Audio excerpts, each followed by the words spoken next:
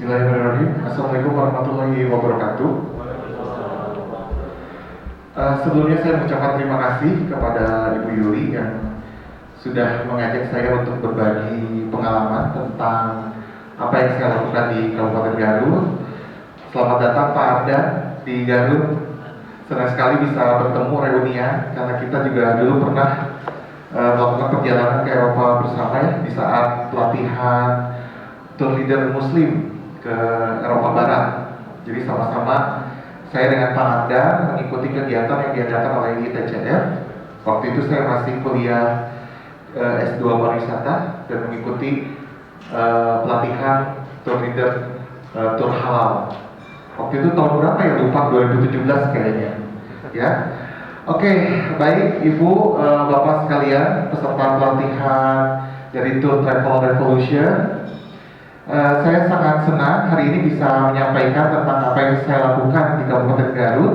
Mungkin dari beberapa peserta di sini ada yang dari Garut atau dari luar kota dan belum mengenal tentang Cokodot. Saya akan presentasikan. Di sini saya punya mimpi, yaitu membangun Cokodot World, dunia Cokodot yang ada di Kabupaten Garut.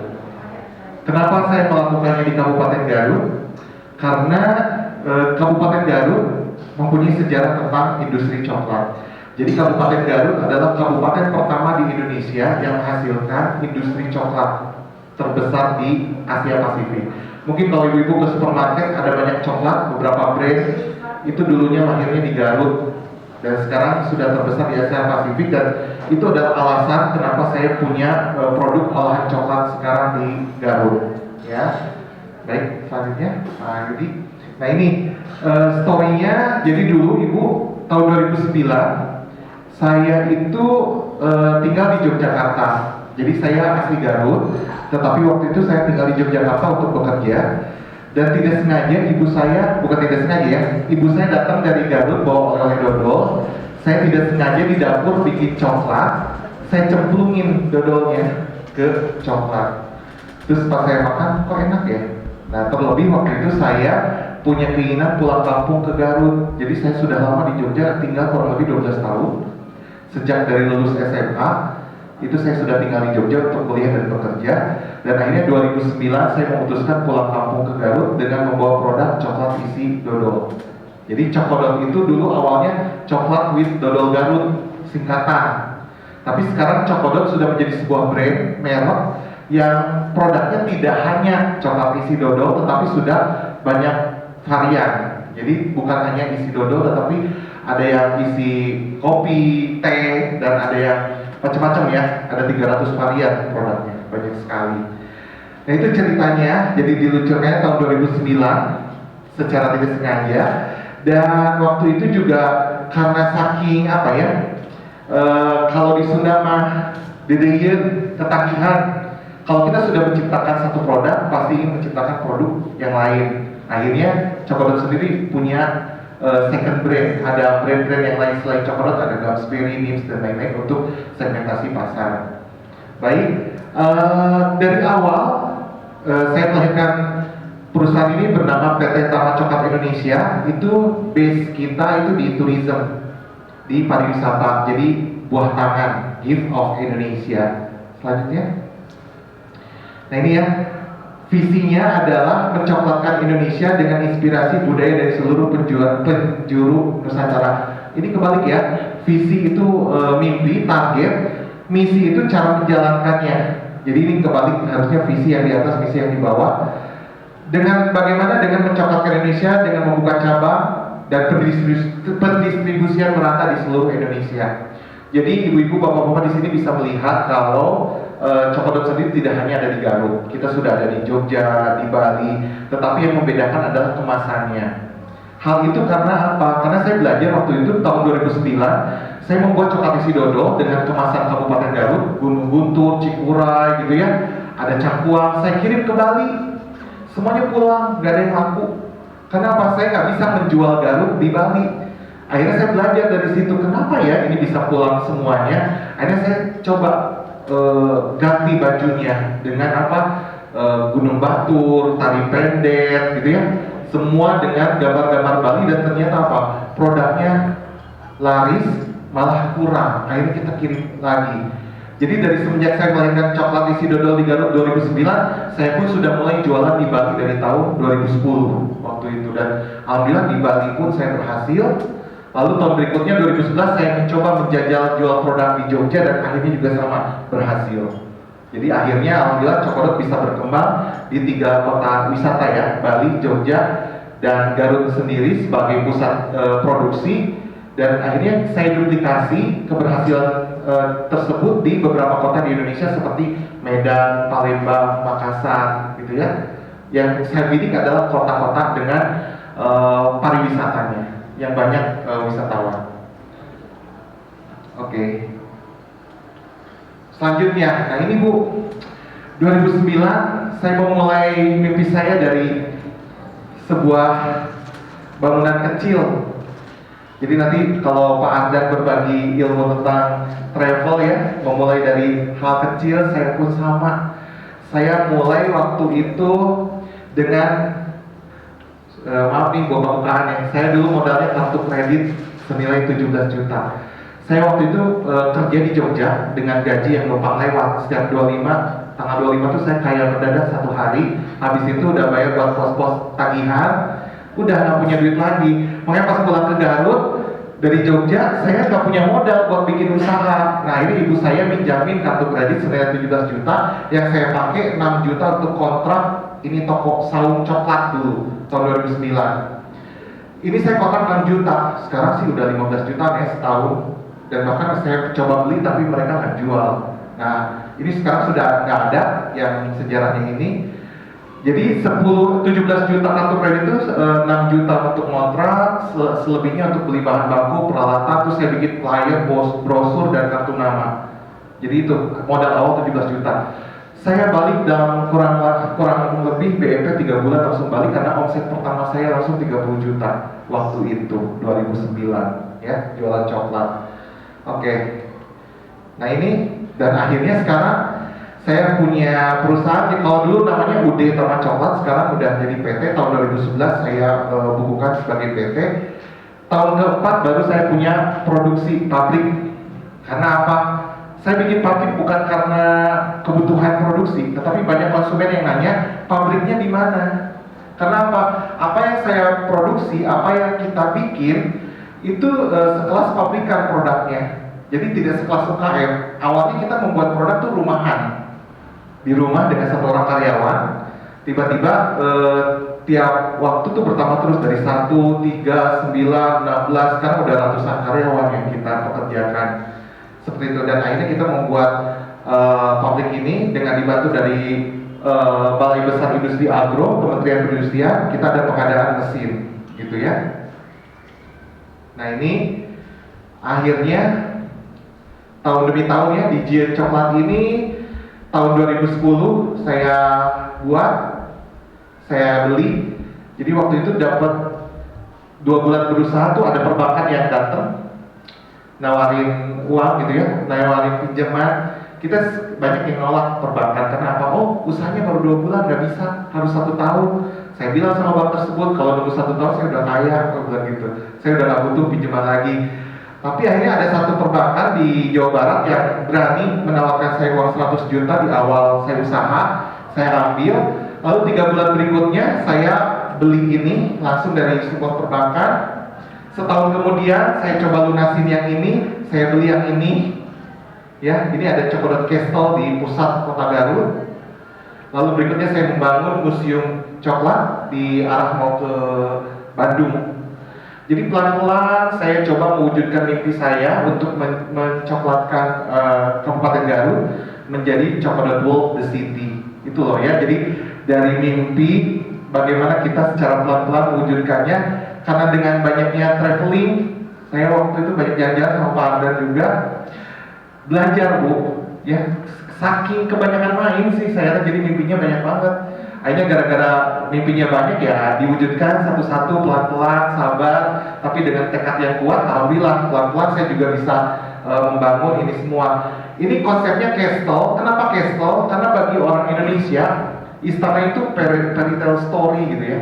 mimpi ya, menjual mimpi itu ya sangat bagus sekali di Indonesia. Tapi kalau saya bangunannya candi, ini nggak bakal menarik. Kalau candi, kalau dibangunnya di Eropa, orang Eropa seneng. Itu yang saya pelajari kenapa Disneyland bukan di Paris itu gagal gitu, karena buat orang Eropa lihat istana udah biasa, sama kayak kita lihat candi udah biasa. Makanya saya dengan konsep ini insya Allah akan menarik konsumen. Termasuk yang di Giant Coklat ini ke depan akan saya bikin Chocolate World the Kingdom, kerajaan.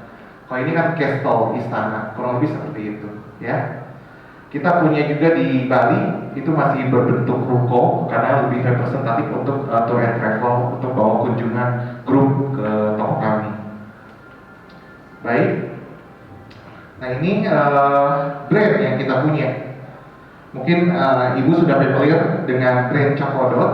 Itu brand yang pertama kita ciptakan. Baru selanjutnya ada Gumsberry, Nibs, dan Rosso yang sebagai strategi marketing. Ketika Chokodot tidak bisa masuk di satu pasar, kita bisa masuk dengan brand yang lain. Seperti itu ya. Nah, kita bikin Chokodot ini juga ada artinya ya. C ini sebagai adukan coklat. Kita memakai font yang gemuk karena untuk makanan biasanya kalau kurus itu nggak dipercaya. Kalau gendut itu udah, wah ini enak gitu. Ya karena yang gendut-gendut itu gemesin gitu ya Bu. Lalu ada titik di ujung ini artinya lekter, enak gitu ya. Dan ini sebagai identitas coklatnya Indonesia. Ya, lalu Gumsberry ini diambil dari nama saya, Gumelar. Berry itu adalah manisan atau memetik hasil manisnya usaha ya. Jadi artinya ini adalah memetik hasil dari buah buah hasil Gumelar, nama saya. Lalu Nibs ini dari nama patahan coklat, biji coklat, saya ambil Nibs itu. Dan Rosso ini produk yang saya pasarkan di Jawa. Yes, sebenarnya Garut juga Jawa ya, tapi lebih ke maksudnya ke Central of Java atau ke Jawa Timur dan Yogyakarta untuk yang Rosso ini ya. Berikutnya, nah ini Bu, karena saya tuh kalau udah bikin keterusan, terus saya juga sebelum usaha coklat juga saya sebagai technical bakery advisor, lebih kepada konsultan bakery. Saya punya hobi bikin cake, bikin roti. Akhirnya saya punya mimpi yang sejak lama saya pendam pengen punya bakery. Saya berpikir kalau Chokodot itu yang beli bukan orang Garut. Chokodot itu yang beli orang luar kota Garut, orang Bandung, Jakarta, atau orang dari daerah lain. Nah, saya ingin punya usaha di mana pangsa pasarnya itu orang Garut sendiri. Akhirnya saya membuat ini buah Gumelar. Ini the Chocolate World, the Cafe and Bakery. Jadi di dalamnya ada roti, cake yang notabene semua pangsa pasarnya itu orang Garut. Tetapi karena saya punya brodol, brownies dodol, itu yang beli orang kota Garut. Lalu saya punya dodol kukus, yang beli siapa? Orang luar kota Garut. Sebenarnya itu produk bakery ya. Tetapi alhamdulillah ternyata ya tidak hanya orang Garut, orang luar kota Garut pun membidik apa yang saya buat di bakery cafe ini. Lalu saya punya ada dodolism. Dodolism itu saya ambil dari falsafah dodolan, bahasa Jawa itu jualan, dodolan, dodolisme, kepercayaan untuk menjual. Lalu dodol is M, dodol is medium, medium itu bisa ke atas, bisa ke bawah, jadi untuk siapa saja. Dan dodol is me, dodol adalah saya orang Garut, dodol tuh manis, berarti saya manis gitu. Jadi ada beberapa hal yang saya jual di dodolism ini adalah diversifikasi pangan berbahan dodol. Jadi saya bikin bakso dodol, saya bikin dodol kukus, saya bikin kerupuk dodol. Dan sekarang setelah pandemi saya ubah konsep, mengajak teman-teman entrepreneur muda di Garut untuk berkumpul di dodolism. Saya jadiin creative hub. Jadi pusat kreativitas orang Garut. Jadi saya ubah konsep karena setelah pandemi ini tutup lama, baru buka lagi sekarang di depan, gitu ya. Ada 11 pengusaha yang tergabung di sini, pengusaha muda Garut. Nah, kalau yang Buah Gumelar Bakery restoran ini buka sih alhamdulillah hanya tutup 1 bulan pas pandemi, bulan April saja waktu itu, ya. Nah, ini pemberdayaan masyarakat, alhamdulillah. Jadi saya di Garut membina kurang lebih 60 UKM yang tergabung dalam Gapura Garut. Di situ saya membina para UKM untuk melakukan inovasi produk. Jadi saya bergabung dengan Ibu PKK di Garut, membuat ranginang, terus saya ajarin mereka mencelupkan coklat. Akhirnya muncullah produk rangincok, ranginang celup coklat. Lalu ada pengusaha dodol yang saya ajak gabung dengan kita celupin dodol. Jadi beda Bu ya, coklat isi dodol dengan dodol celup coklat itu beda. Kalau coklat isi dodol yang tebelnya itu coklatnya, dodolnya sedikit. Kalau dodol celup coklat, dodolnya banyak, coklatnya sedikit. Jadi namanya truffle. Jadi kalau coklat itu rata-rata pralin. Pralin itu bikin kulitnya dulu, baru diisi dodol. Nah, kalau yang saya bina UKM itu bikin truffle. Truffle itu isinya dikulitin. Jadi lebih kepada teknis pembuatan sih sebenarnya ya. Nah ini para UKM yang saya libatkan untuk membuat produk-produk ini seperti coklat. Coklat itu sale pisang celup coklat, keripik pisang dicelup coklat kayak gitu ya. Ini ada bagehel, bagelen hello, terus ada minuman coklat dan brodol pahit, dan market itu kue jahe khas Garut yang kita celupin coklat. Nah ini alhamdulillah dari pembinaan UKM ini saya mendapatkan beberapa penghargaan. Yang paling utama itu adalah Upakarti, saya dapat dari Presiden Susilo Bambang Yudhoyono, dan ada UKM Pangan Award juga yang saya dapatkan dari pembinaan UKM di Kabupaten Garut. Nah ini Bu penghargaannya. Yang pertama yang saya bangga banget, Cokodot ini, nah ini nih saya bawa. Kita punya prestasi menjadi produk nasional dengan kemasan tradisional terbaik sedunia tahun 2011 di Milan, Italia. Alhamdulillah.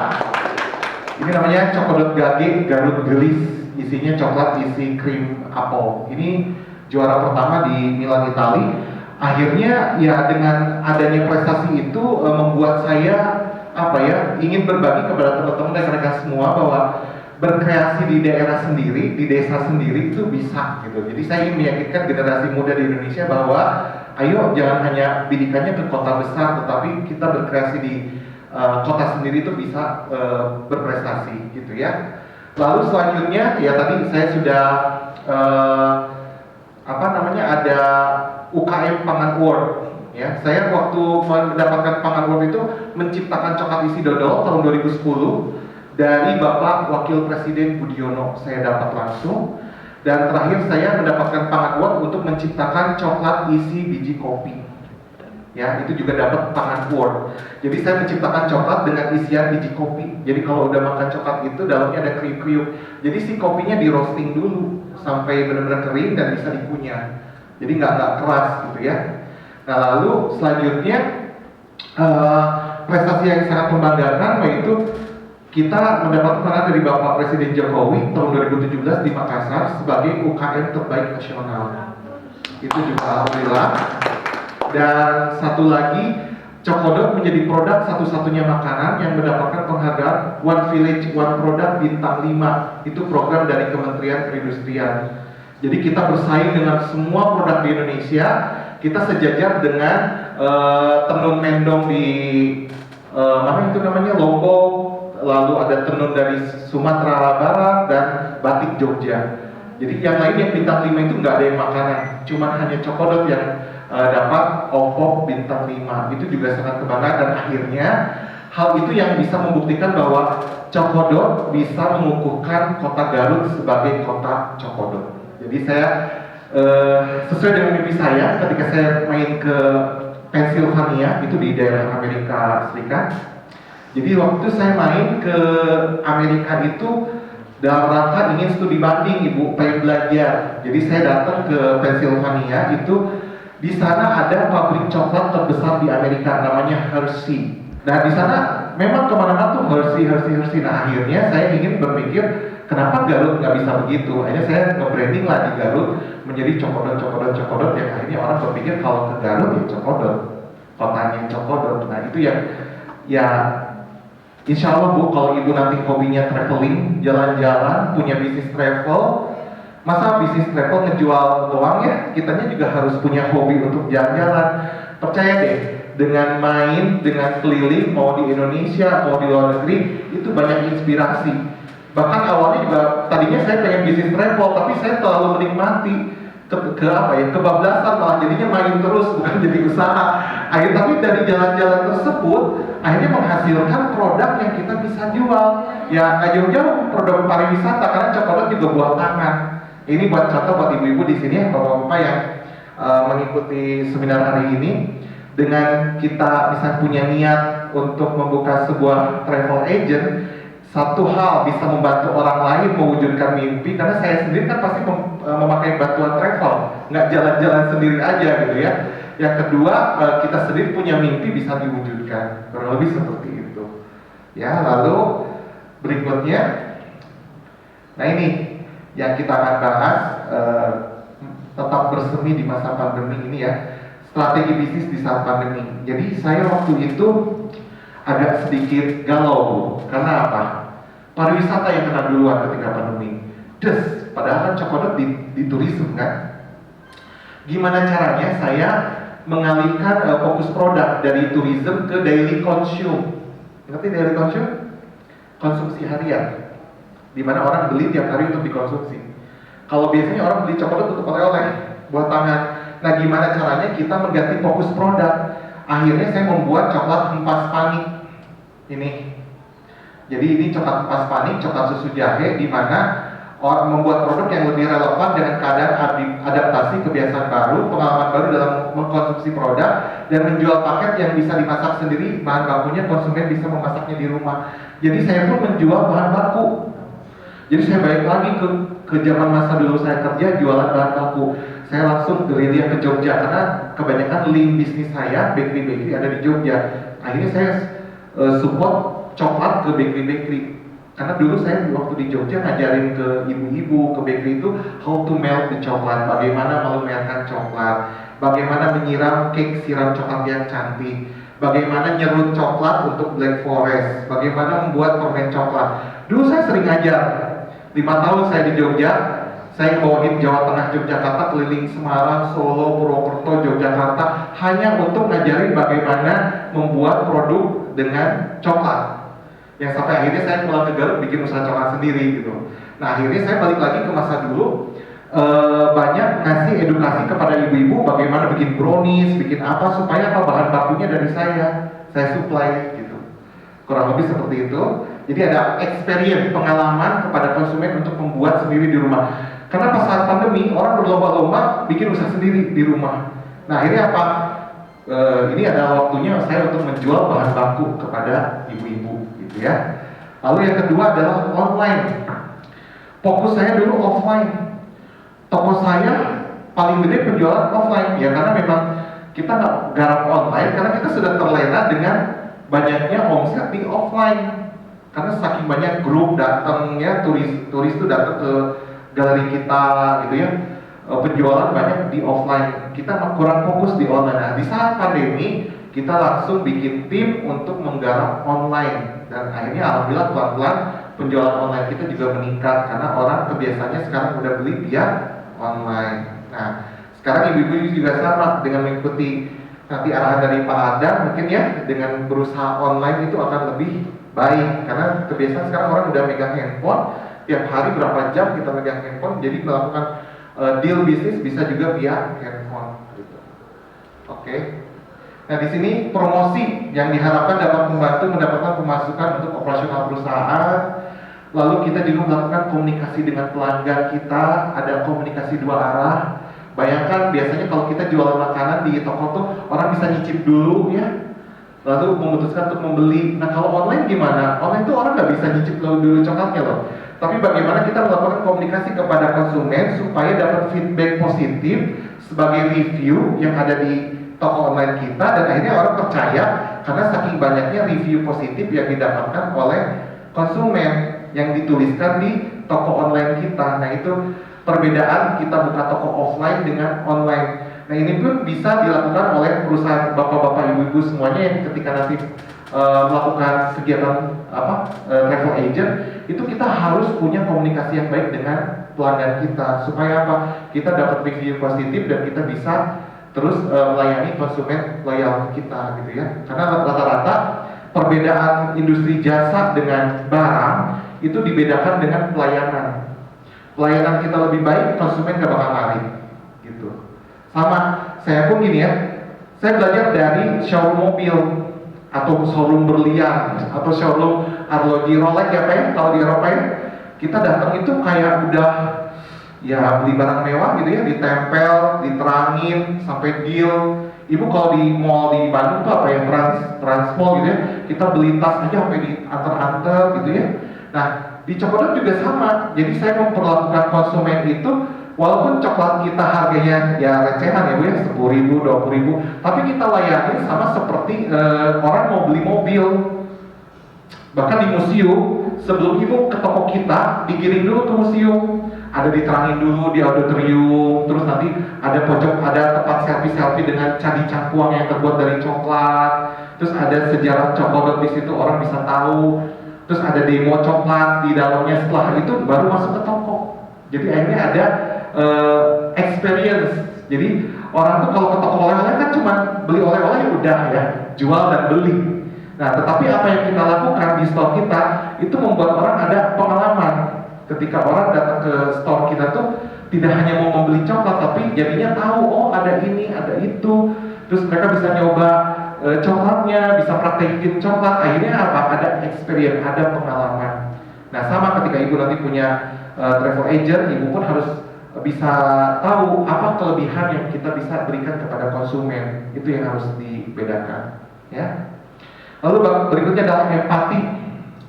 Perusahaan memberikan ketenangan kepada konsumen sebagai jaminan kesehatan dengan melaksanakan standar protokoler kesehatan. Sekarang ini perlu ya Bu ya. Jadi ibu harus menerangkan ketika beli pesawat di ibu itu, oh pesawatnya itu nanti ada social distancing, duduknya pisah gitu ya. Lalu harus ada rapid test dan sebagainya, itu dijelaskan sebelumnya supaya ketidaktahuan konsumen akhirnya tahu dengan apa yang informasi ibu berikan kepada pelanggan kita. Kami pun sama melakukan protokol kesehatan di semua galeri yang kita punya supaya memang menjamin kepada konsumen kita itu protokol kesehatan itu kita jalankan di galeri-galeri kita. Berikutnya komunikasi dengan karyawan ini penting karena satu hal, kalau karyawan kita kena amit-amit ya COVID ya itu kan mempengaruhi perusahaan dan kita akan ditutup gitu ya. Itu yang terjadi di beberapa perusahaan di semua daerah. Nah, saya sangat menyarankan kepada karyawan kita untuk menjaga kesehatan. Kalau tidak sehat nggak boleh masuk. Itu dikomunikasikan juga dengan karyawan. Dan dengan keadaan pandemi ini pun kita juga berkomunikasi dengan karyawan untuk memaklumi ada perbedaan antara sebelum dan setelah pandemi. Artinya dalam hal apa? Penghasilan dan sebagainya. Kita melakukan memang beberapa kebijakan ketika di saat pandemi ini memang sangat berat gitu ya, baik untuk perusahaan baik ataupun untuk karyawan. Lalu mempunyai dana darurat. Nah ini pas di saat pandemi ini kita pun harus punya dana darurat. Karena apa? Ya kita kalau jadi pengusaha pasti bersahabat dengan ketidakpastian. Salah satunya pandemi. Tidak ada satupun pemimpin perusahaan yang disiapkan untuk menghadapi keadaan seperti ini. Saya kaget, karena waktu itu bulan Februari, saya masih keliling Eropa Timur, Pak Ardan. Saya di bandara, saya transit di Malaysia, udah banyak orang pakai masker. Saya bingung ada apa, saya mikir nggak bakal sampai Garut, itu mah di Cina aja gitu ya, di Wuhan, di Tiongkok, nggak bakal sampai Garut. Ternyata Maret saya kena lockdown di Garut, kan kaget juga ya. Waduh, ini kena pengaruh gitu. Jakarta ditutup, udah Garut sepi loh. Ya, saya berharap Jakarta jangan sampai PSBB atau Bandung jangan PSBB. Karena apa? Kalau udah PSBB total ke Garut itu nggak ada yang berkunjung. Tapi setelah PSBB dicabut, udah pada bosan kan di rumah orang Jakarta. Wah, Garut rame banget, alhamdulillah. Ya, kalau udah Garut rame, saya senang. Makanya saya di aktivitas media sosial saya selalu mempromosikan Kabupaten Garut, objek wisatanya, produk saya, jadi supaya orang tahu dan akhirnya mencari gitu. Dan banyak yang melakukan kunjungan ke Kabupaten Garut. Karena Garut itu unik loh, ibu-ibu, bapak-bapak ya. Garut itu bukan daerah persimpangan. Orang kalau mau ke Garut ya memang harus ke Garut, karena Garut itu agak belok dikit gitu ya kalau di peta itu. Jadi bukan persimpangan. Kalau orang mau ke Jawa itu bisa kok nggak lewat Garut Kota, lewatnya cuma Limbangan aja gitu ya. Jadi nggak lewat ke Garut Kota. Jadi kalau kita mau orang datang ke Garut, ya kita harus menciptakan sesuatu yang menarik supaya orang datang ke Garut. Ya itulah, Garut itu kurang lebih sama kayak Cilacap.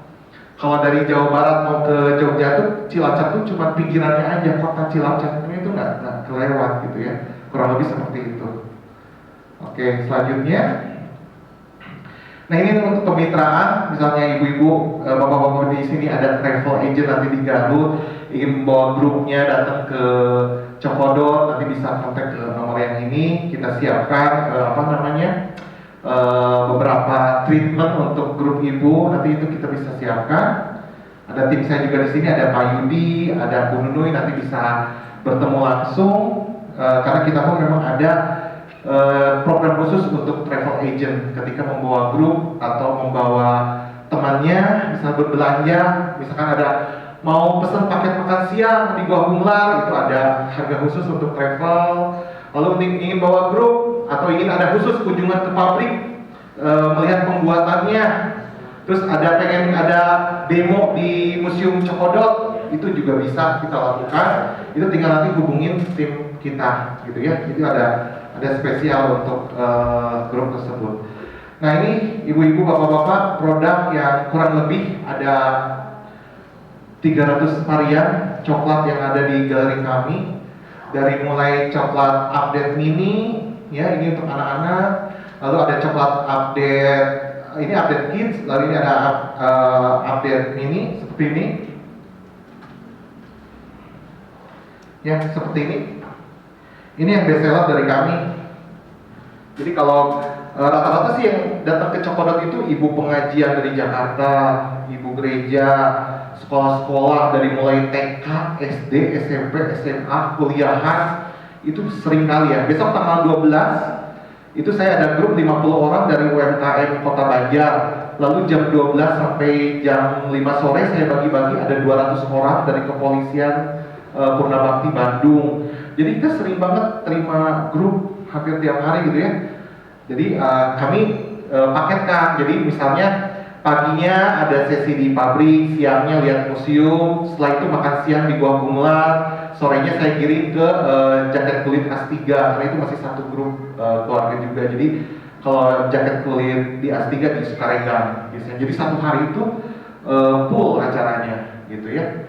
Nah ini kalau produk, ibu-ibu di sini pasti akan bertanya, apakah ini coklatnya dalamnya sama? Ini tidak sama, semuanya beda. Misalkan coklat Eten Jodoh ini isinya dark sama white gitu ya. Ini ada behind story-nya, jadi kalau nentuin jodoh tuh ada mau yang putih atau mau yang gelap gitu ya. Ada dua pilihan lah kalau nentuin jodoh ya. Terus ada coklat gawat darurat, ini isinya dark coklat karena ini penggajah lapar, biasanya untuk orang yang mau hiking ke Gunung Papandayan, mau camping supaya nggak kelaparan, nyemilnya coklat yang dark gitu karena ini penggajah lapar. Terus anti galau ini isinya milk coklat karena milk coklat itu coklat paling favorit ya, paling disukai banyak orang. Kurang lebih itu. Lalu ini yang saya mau cerita tentang Garut. Ini produk pertama yang saya ciptakan. Waktu saya tinggal di Jogja, saya bikin ini. Jadi saking 12 tahun saya ninggalin Garut, saya udah lupa sama Garut. Tapi saya browsing apa yang bisa membedakan. Kalau coklat itu di supermarket banyak, kenapa orang harus beli Cokodot? Akhirnya saya kemas dengan kemasan pariwisata tourism ini.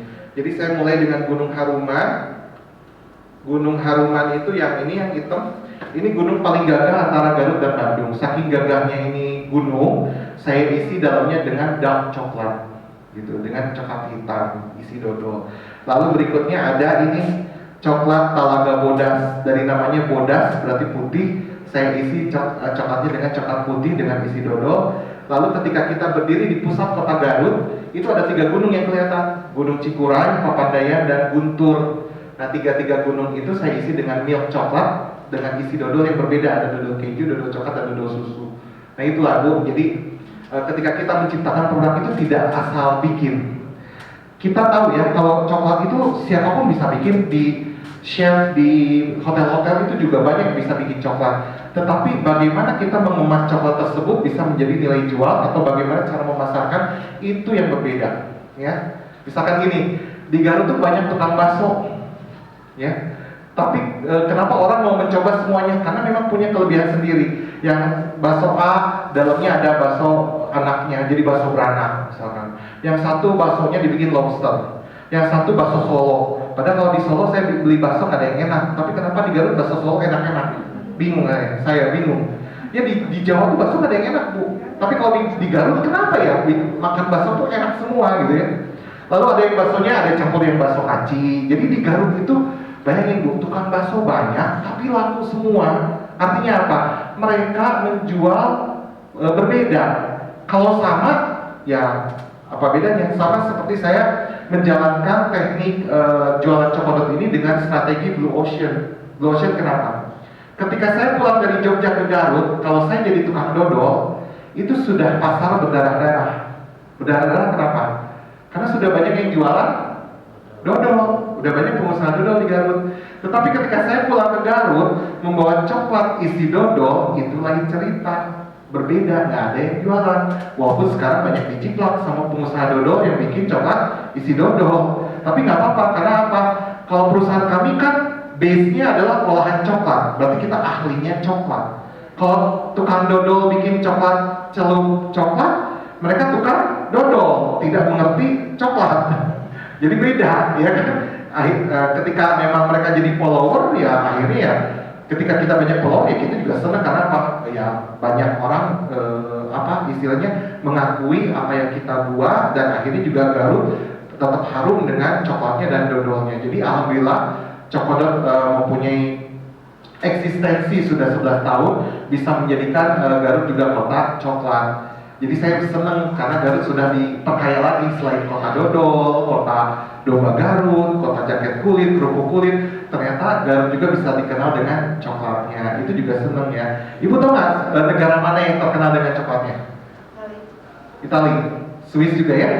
Nah di Eropa itu adalah negara pertama yang menggabungkan coklat dengan susu. Itu adalah negara Swiss.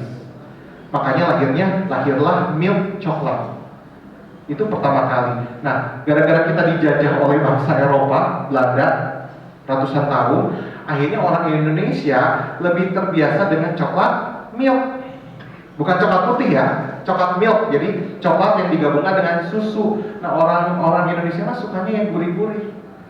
Tetapi sebenarnya kalau kita mengerti tentang kesehatan dari coklat tersebut, yang baik untuk kita, apalagi yang usianya sudah 40 tahun ke atas, itu yang dark coklat.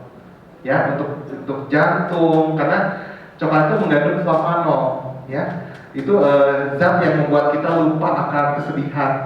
Supaya kita, ibu kalau lagi stres sekarang ya galau banget, udah makan coklat aja, gitu ya. Nyemil. Yang dark ya. Yang dark coklat, ngemil coklat yang dark coklat, gitu ya. Diseduh pakai susu, diminum pagi, itu benar-benar akan ngilangin stres. Tapi tetap ya kalau punya utang nggak hilang ya bu. Utangnya untuk ada loh. Tetap harus dipikirkan dan harus dibayar ya. Kalau punya kesulitan hidup tetap harus kita selesaikan. Tetapi coklat itu membantu untuk menenangkan stres kita. Makanya di saat pandemi ini juga adalah salah satu kesempatan saya untuk mengedukasi masyarakat tentang kesehatan coklat. Walaupun memang di kemasan kita tidak boleh. Misalnya coklat untuk kesehatan itu tidak boleh, BPOM melarang karena coklat itu bukan obat, tetapi lebih kepada food supplement. Oke, ibu mungkin ada yang mau bertanya, silakan. Saya masih di sini bisa komunikasi dengan ibu-ibu di sini. Silakan kalau ada yang